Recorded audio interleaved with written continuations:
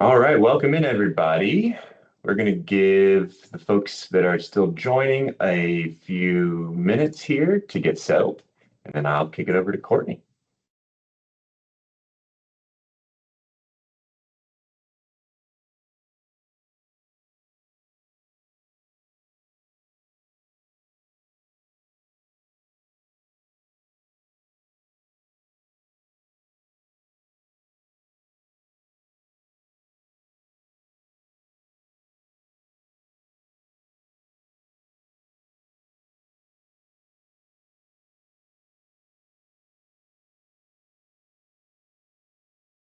All right, Courtney, whenever you're ready, let's get it started. Right. Thank you, Dan. And I also appreciate those few seconds of some quietness. I know that is not normal for many of us on a day-to-day basis, and can be awkward at times, but it was nice just to have a little quiet. So thank you. But I'm excited to kick off this important conversation about the intersection of growth and infrastructure in our urban and suburban communities. As planners and policymakers, as well as community leaders, we know that growth is inevitable, but the question really is how can we manage it is very critical. Balancing development with infrastructure capacity isn't just a technical challenge, but it is a matter of balancing needs, sustainability, and long-term resilience. So whether it's talking about transportation, housing, utilities, or public services, our ability to support growth does hinge on thoughtful planning and strategic investment, which is some of the reasons why I'm excited to share some of this information with you today. We will explore how we can align infrastructure with the pace and scale of change and hopefully ensures that our communities remain livable, connected, and prepared for the future. So before we jump into some of the specifics, did just want to introduce myself real quickly. I'm Courtney Powell, Urban and Community Planning Manager at WGI. And as I mentioned, it's a pleasure to be here with you all today and appreciate you taking your lunch hour to talk about growth and infrastructure. I'll just share a brief little story first. Early in my career, I worked on a downtown project that taught me a key lesson that even the best plans fall short if the infrastructure can't support them. And that experience continues to shape how I approach planning. I always think that it's not everything that we see above ground, but really what happens below ground is really important in planning. And it's that focus on aligning vision with capacity. So if you'd like to connect or have further questions, whether it's during the session or afterward, please don't hesitate to reach out to me. I will share my contact information again at the end of the presentation, and I'm always happy to continue the conversation. So with that, at WGI, we bring a deep understanding and expertise in both planning and engineering, which we feel allows us to approach community development with a comprehensive and integrated perspective. We're passionate about creating places that work, not just for people, but for the infrastructure and for the general future. One of the things I'll mention is that one of the strengths that we bring at WGI is our national footprint combined with local expertise. As you can see on this slide here, we have offices throughout the nation, which is great. And that just really helps give us that broad perspective and a deep understanding of diverse regional challenges that communities are facing. We're all in this together. And even though we may have some differences or uniqueness, there's a lot of things that we can learn from these different perspectives or what other areas may be facing and doing. So whether you're working in dense urban cores or rapidly growing suburbs, we do tailor our approach to fit the unique context of each place. All right. So here I just want to quickly kind of look at what we'll be covering today. I want to start with an overview of current growth trends, then dive into what is known as adequate public facility ordinances or standards. Sometimes they're not in ordinance format, also known as APFOs, and the legal frameworks that shape them. From there, I want to talk about some of the challenges of working with data and walk through a hypothetical scenario that will hopefully ground some of these concepts in a real world context. Also, I'll share with you kind of high level WGI's approach to balancing growth with infrastructure, touch on governance considerations, and wrap up with hopefully some key takeaways that you might be able to bring to your own work and apply. This session is designed to flow from kind of that big picture context to practical strategies. So again, please feel free to jump in with any questions as they may pop in your mind. You can use the chat feature. And then we'll go through those at the end of the presentation, or you can save them at the end, whatever works best for you. All right, diving in, starting with the big picture. So we all know population is typically rising. It's not just in urban centers, but in suburban areas as well. And with that growth, we know that there becomes a surge in households and just that widening housing deficit that many of us are so familiar with. Affordable housing does remain to be a critical issue. Nationally, we're seeing approximately 36 affordable units available for every 100 extremely low income households. And so that gap does present a real challenge and implications for how we plan for the future and how that affects infrastructure planning.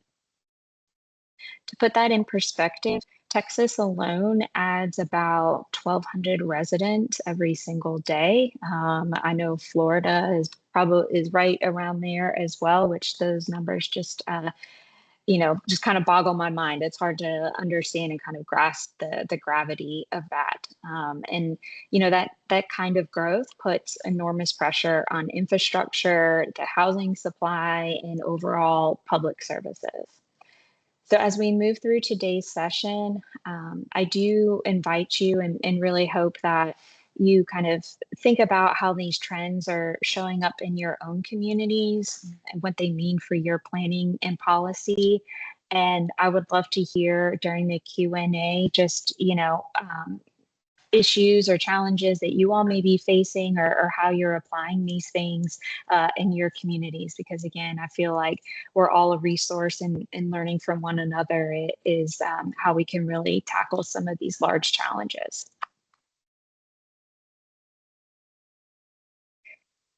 As planners, as citizens, we all know and understand that mobility matters, however that transportation mode might be, but it's very important to our daily way of life.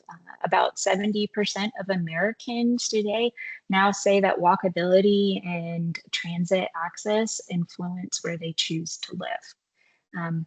And we are facing a major infrastructure funding gap, and much of that spending is shifting towards maintenance rather than expansion. Another trend is delayed investments that could cost us up to 10 trillion in our GDP and 3 million jobs by 2039.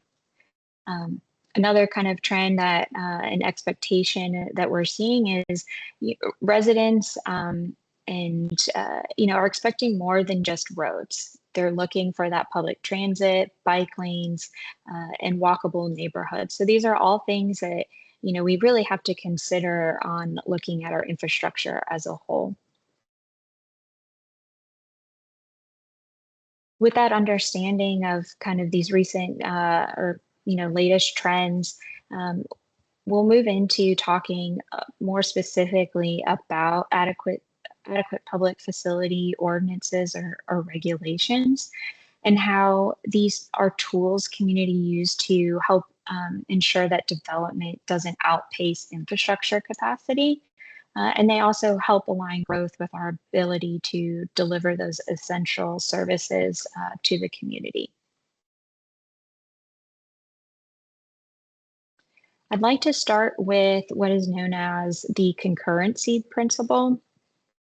At its core, concurrency means that development should only move forward when public facilities such as roads, schools, water systems, emergency services, think fire, EMS, are already in place or kind of firmly planned. And it's about timing the growth with your infrastructure readiness. This is where level of service, or you might be familiar with calling it LOS thresholds, come into play. These thresholds, they help us measure whether existing infrastructure can support new development. And for example, is the road network already congested? Are schools nearing capacity? Have they already exceeded capacity? Is the water system equipped to handle additional demand? All of these are very important questions, and create a lot of challenges to even overcome when we are nearing or exceeding capacity. And so a lot of times by setting and enforcing LOS standards, communities look to protect public safety in hopes to avoid overburdening, overtaxing their systems that maybe prevent fiscal strain. However, without concurrency, there is a risk of approving projects that stretch infrastructure too thin, which then would ultimately lead to costly retrofits, service delays, and I think we all probably as community members would feel a little frustrated with that overtaxing on those services. In reality, though, concurrency isn't just a technical tool. It can also be used as a safeguard for creating sustainable and responsible growth and development patterns.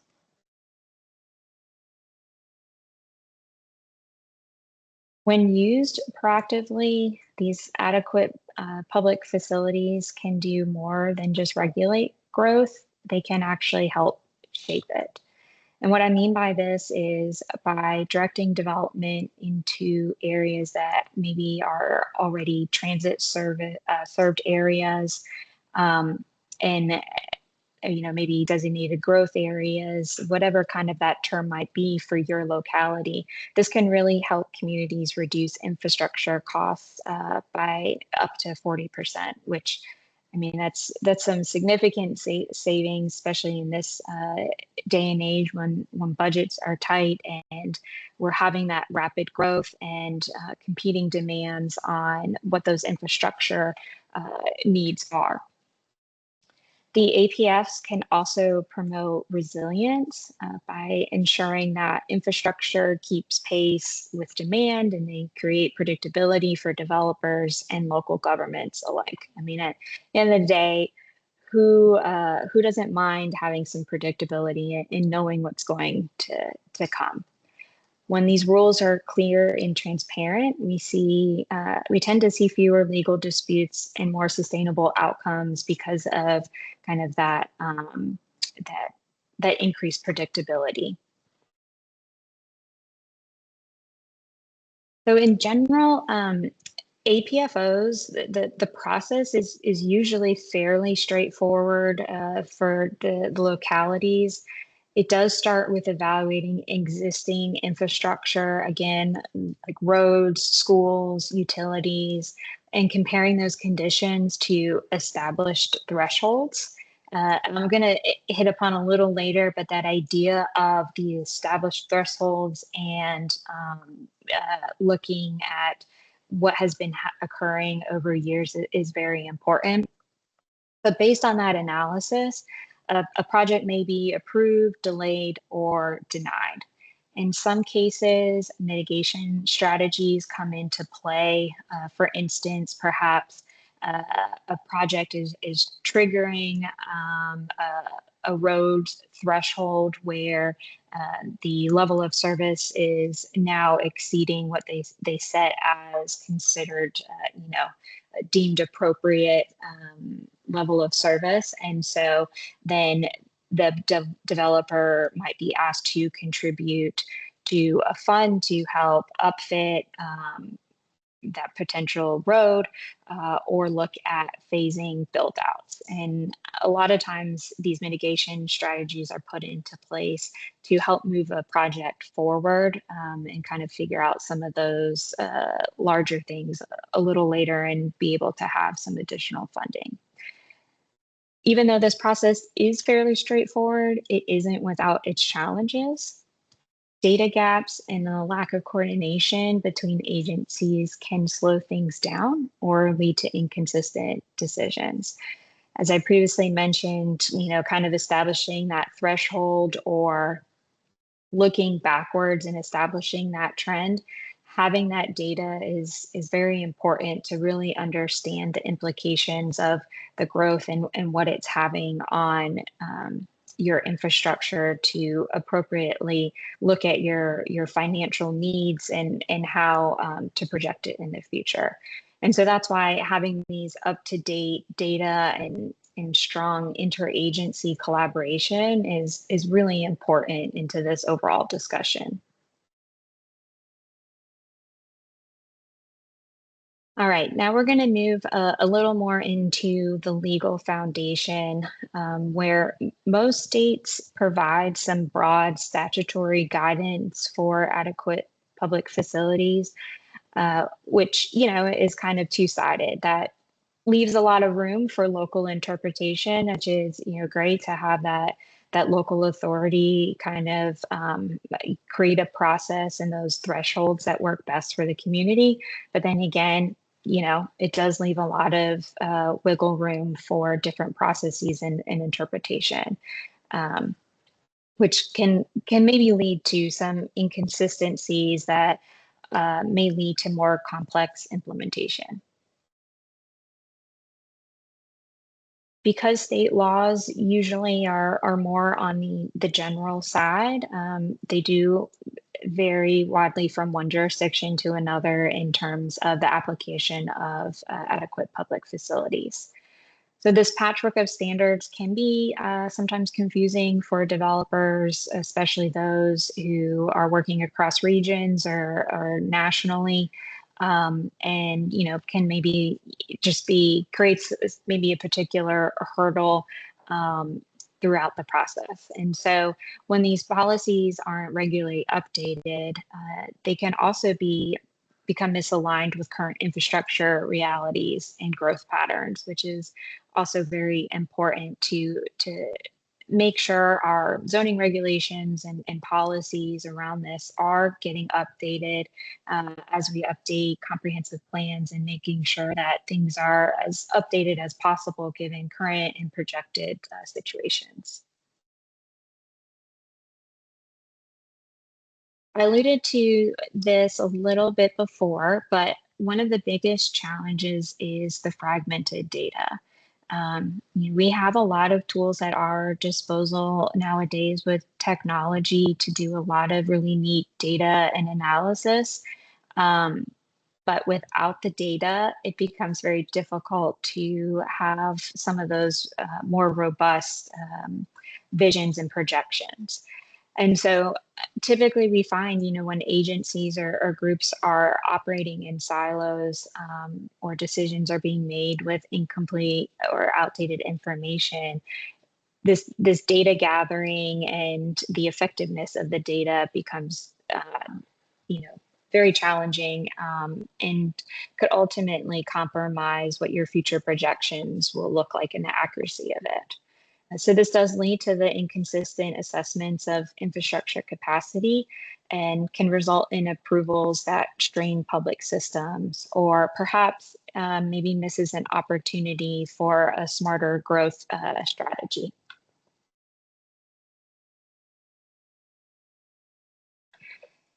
And fragmented data doesn't just affect infrastructure. Earlier, I talked about kind of the implications that infrastructure has on housing.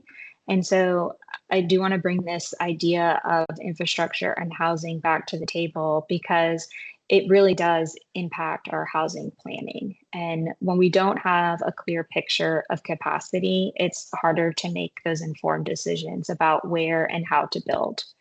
So we're going to take a little closer look at how outdated data complicates this overall process. What we would consider outdated or incomplete data, it makes this infrastructure modeling unreliable. Many assessments rely on static data or infrequent updates, which means that decisions are often reactive rather than proactive. And this can have an effect on slowing down approvals or creating uncertainty, and, does have the possibility of eroding maybe some public trust in the planning process. Again, kind of going back to that idea of predictability and, working across all sides so everyone knows kind of what to expect. And, it's being achieved in a way that is reflective for that community. Another issue is a misaligned level of service standards. When LOS thresholds are applied uniformly across all development types, it can discourage smart growth kind of development styles. For example, urban infill projects, they might be, blocked by potential standards that are really more geared towards greenfield development, when having an infill project pertaining to the context and everything might be a better approach than pushing that development into a greenfield. And so having that need for context sensitive approaches that reflect those unique needs of different areas, not just that locality, but almost looking at, smaller sites or small area plans to really understand what is happening there from a growth perspective in terms of population, housing, and infrastructure needs.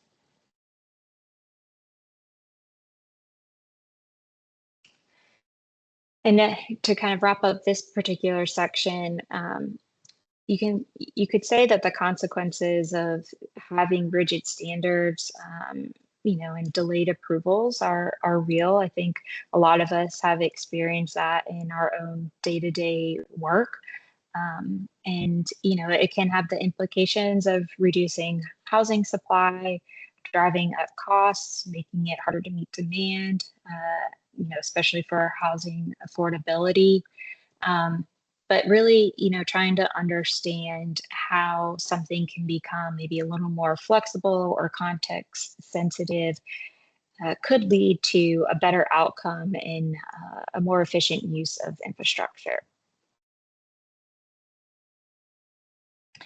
And now is the fun part of today's presentation, where we get to go to a hypothetical scenario.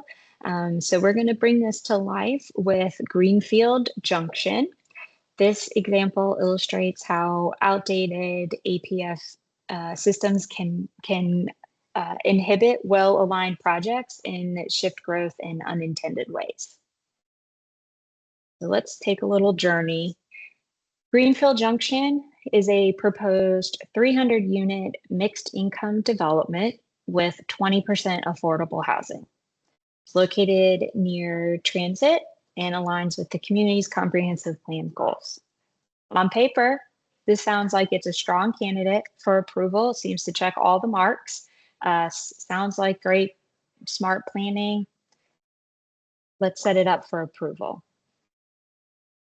However, the project was denied. Why? It's a good question. Because outdated school capacity data and tight LOS standards didn't reflect the current conditions. The traffic modeling happened to fail to account for transit access, and the system's inflexibility undermined local planning goals. Thinking about this denial, it had some ripple effects. The growth shifted to fringe areas, increasing infrastructure costs and emissions. So thinking it probably went to a greenfield site. And, the community felt like they lost a valuable opportunity to add affordable housing in a high opportunity zone. So this little scenario shows how outdated systems can work against our planning objectives. And even though it may not seem as glamorous as, the buildings above ground, we do have to get dirty at times, and that infrastructure really is important in our long-range planning. Tying this all and kind of at WGI, how we feel and resonate with this topic, that we really do feel that better data leads to better decisions. And we do want to integrate housing, infrastructure, and mobility data to support proactive planning and not just have these reactive fixes. And ultimately, we want to help communities modernize their APF systems by building tools that align growth with capacity and visualize impacts before they may happen. So by linking these housing and infrastructure data, jurisdictions have the opportunity to model growth scenarios and looking at aligning capital investments accordingly. Using context-sensitive LOS measures that reflect those unique needs of different development types. That could be urban infill, greenfield, transit-oriented, really leads to a more efficient kind of scenario-based modeling to make planners and decision makers really see the trade-offs and benefits clearly of what's happening.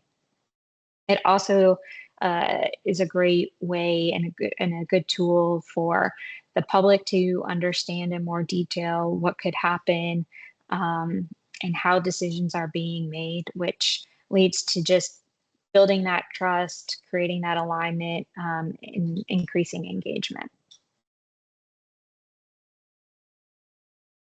One of the tools that can be used for this is dashboards. Dashboards are being used several different ways, and this is no exception here. They allow communities to forecast development impacts before approvals are granted. And by connecting these tools to budget cycles or capital improvement plans, jurisdictions can make informed, transparent decisions. These also have the opportunity to be public facing as well, and just, visually kind of shows a lot of this data in a visually appealing way. And developers can benefit from some of this predictability while the residents benefit from hopefully a smarter kind of planned growth type of development. And really, as we know, technology and data alone isn't enough in this equation. We need to have those smart governance structures to really help make these systems work together. So we're going to just look at maybe how interagency coordination can strengthen APF implementation and policy reform. I feel like that the interagency committees and dialogue just really plays this critical role in APF data standards and updates. Because there are a lot of different agencies that are involved in collecting this data.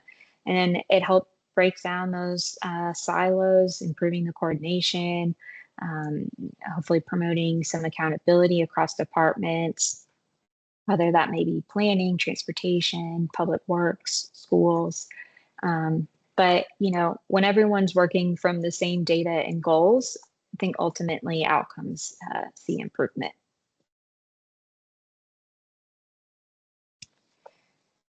And then synchronizing that with APF updates with housing cycles allows for managed flexibility.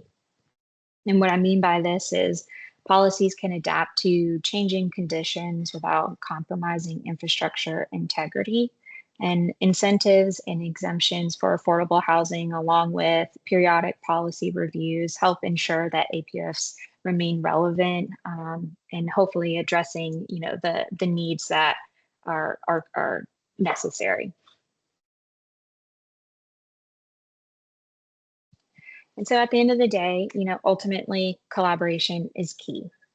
Planning smarter together across agencies, sectors, communities, just ultimately leads to those better outcomes. And, having the open dialogue of what each other's goals are, what data we have, how we're collecting it, where it's stored, how it can be translated into other applications, just helps make growth more sustainable and brings everyone more to the table. And I hope to leave with you a couple of the key takeaways or the big ideas from this topic. There is a need to modernize our infrastructure planning in order to keep up with our pace of growth. And addressing the housing deficit and closing the funding gap are critical. There is definitely not a one size solution or one area that, will solve this problem, but it's looking at all the different intricacies and again, trying to solve this or help to close those gaps together. And understanding and maybe instilling some flexible APFs to support infill development, transit access, and affordable housing to not just align APFs with more of the traditional greenfield type developments. And so, we're here to help with any data-driven, scenario-based planning tools. But again, it does take a whole host of these different aspects to understand how the infrastructure and growth work together. And lastly, our planners and engineers, we work together to align housing and infrastructure goals. I always say, we become plangineers. So we're not just planners, we're not just engineers. And just like in this infrastructure kind of analysis of, bringing everyone and kind of understanding the lingo and how this all impacts is really important. And using those scenario modeling and public engagement strategies to support these context-sensitive decisions is very valuable. And so whether it's a small town or a fast-growing metro, we want to help the communities plan for smarter and build better. I do just want to say thank you all again for being part of today's conversation on balancing growth and capacity. May not always be a flashy topic for everybody, but it is one that I do like, just like zoning codes. But hopefully you felt like we've explored how communities can manage expansion while maintaining infrastructure, livability, and resilience, and how strategic planning does play a critical role in that balance. And so as we wrap up, I do really encourage you to reflect on how these principles maybe apply to your own work or jurisdiction, whether you're navigating rapid development, resource constraints, or long-term sustainability goals.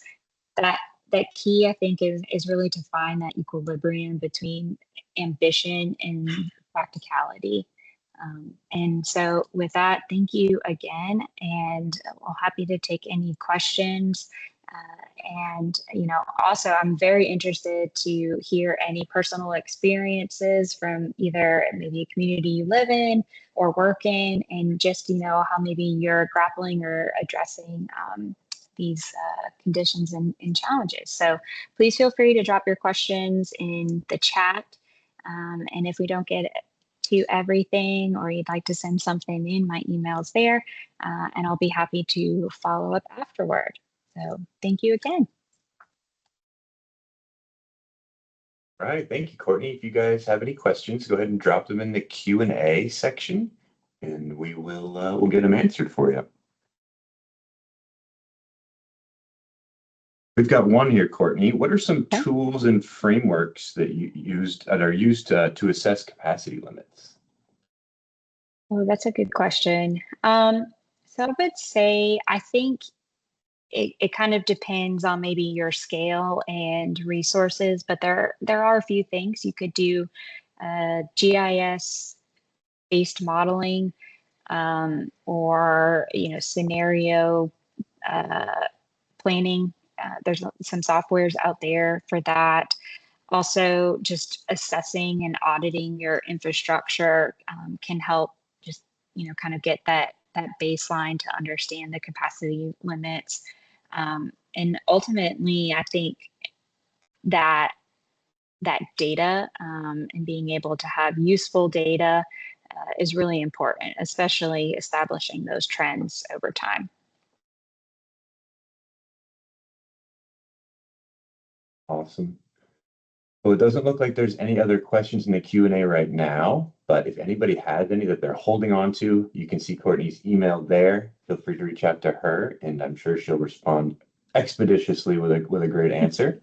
I want to thank everybody for joining us today, and have a great rest of your Wednesday. And thank you, Courtney. Yep. Thank you all. Have a great one.